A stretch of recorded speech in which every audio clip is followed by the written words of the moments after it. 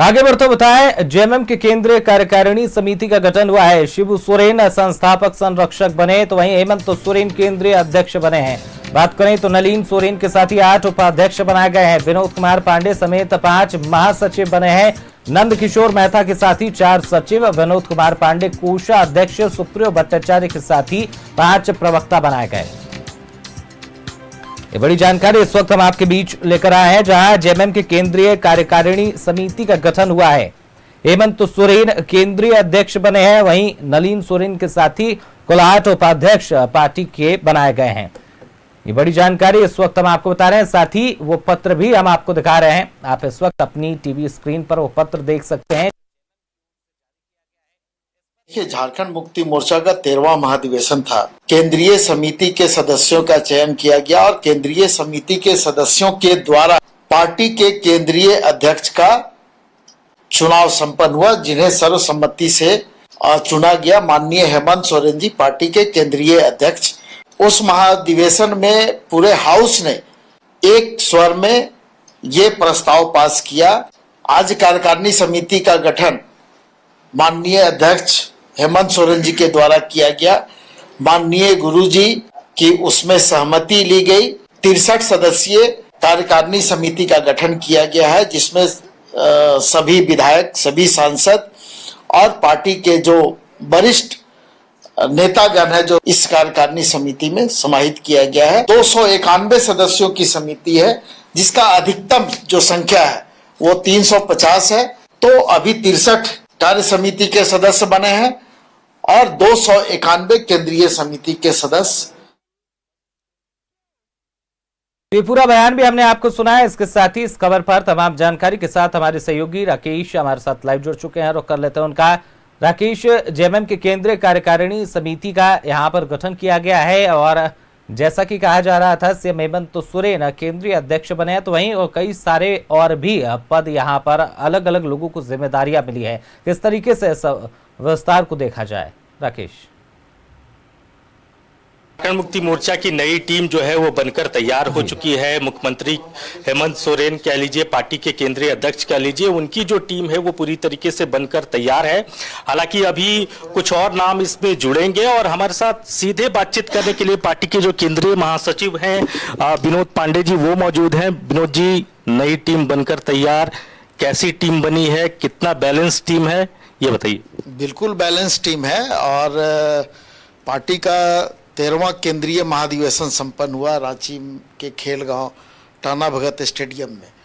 और उस दरमियान जो भी प्रस्ताव आए, उन प्रस्तावों पर चर्चा हुई, सबकी राय ली गई और केंद्रीय समिति का गठन वहां पर किया गया। और केंद्रीय समिति के सदस्यों के द्वारा पार्टी के केंद्रीय अध्यक्ष और पार्टी के संस्थापक संरक्षक का चुनाव संपन्न हुआ और पूरे हाउस ने एक स्वर में केंद्रीय अध्यक्ष को जिम्मेवारी दी थी कि आप केंद्रीय कार्य समिति का गठन करके और जो भी प्रक्रियाएं हैं उसको आप जल्द से जल्द पूरा करें।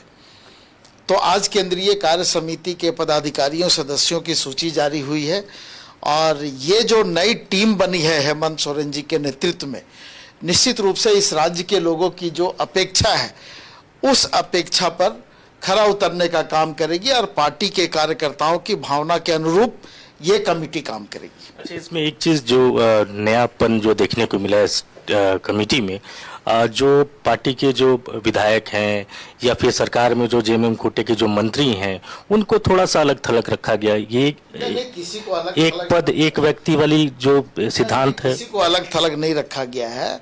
और जब पार्टी के तरफ से, माननीय मुख्यमंत्री के तरफ से अगर किसी को मंत्री बना करके उनको जिम्मेवारी दी गई है, तो पुनः उनको संगठन में पदाधिकारी बना करके जिम्मेवारी देना हम समझते हैं कि ये उचित नहीं होता।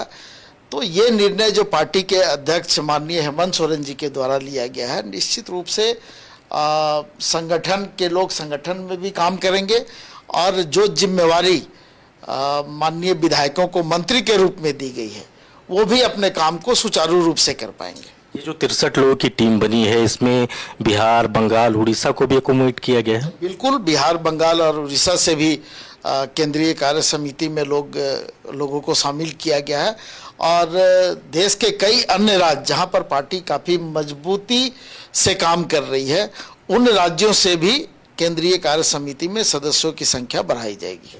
बहुत शुक्रिया। देखिए हमारे साथ विजय हांसदा भी हैं, सांसद हैं पार्टी के। विजय जी, कैसी टीम बनी है मुख्यमंत्री हेमंत सोरेन की अगुवाई वाली, जो पार्टी के केंद्रीय अध्यक्ष बनाए गए हैं? मुझे लगता है कि बहुत ही संतुलित टीम बनी है और पार्टी के हमारे आला कमान माननीय गुरुजी के कार्यकारी हमारे अध्यक्ष माननीय हेमंत सोरेन जी, जो इस बार चुनाव होने के बाद हुए और उसके बाद जो ये कमेटी की गठन की गई है, मुझे लगता है पार्टी को मजबूती अपने पंचायत स्तर से लेकर के केंद्रीय स्तर तक लगातार पार्टी में लोग जुड़ने का प्रयास भी कर रहे हैं। मजबूती लगातार बढ़ रही है और उसे और बेहतर ढंग से सिर्फ हमारे झारखंड ही नहीं और भी अन्य राज्य में किस तरह से हम लोग बेहतर ढंग से संगठन के साथ विस्तार कर पाए, उस पर आगे कार्य बहुत मजबूती से होगी। कुणाल साडंग भी है, इस बार कमेटी में जगह मिली है, प्रवक्ता बनाए गए हैं। कुणाल जी, पहले तो बधाई आपको। बहुत बहुत धन्यवाद आपका। कुणाल जी, कैसी टीम देख पा रहे हैं? आपको तो पुराना अनुभव। सबसे पहले मैं संस्थापक हमारे संरक्षक आदरणीय दिशोम गुरु शिबू सोरेन जी का और पार्टी के केंद्रीय अध्यक्ष आदरणीय हेमंत सोरेन जी का हृदय से आभार व्यक्त करूंगा इस मौके के लिए, और उन्होंने इस लायक समझा कि मैं पार्टी की आवाज़ बन सकूं और पार्टी के सेंट्रल स्पोक्सपर्सन के रूप में कमेटी में जगह देने के लिए मैं हृदय से पार्टी के महासचिव बड़े भाई विनोद पांडे जी का और सभी वरीय सदस्यों का हृदय से आभार व्यक्त करता हूं कि ये जिम्मेदारी मुझे दी है।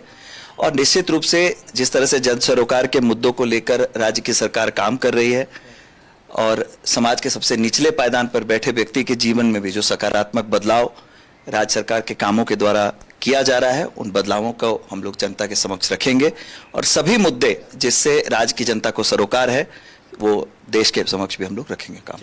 बहुत शुक्रिया हमसे जुड़ने के लिए।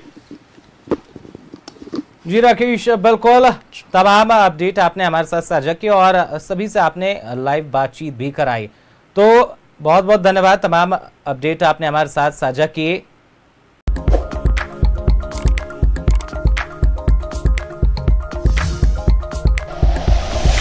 Like and share videos, subscribe करें हमारा चैनल और प्रेस करें बेल आइकॉन। न्यूज़ 11 भारत, सच है तो दिखेगा।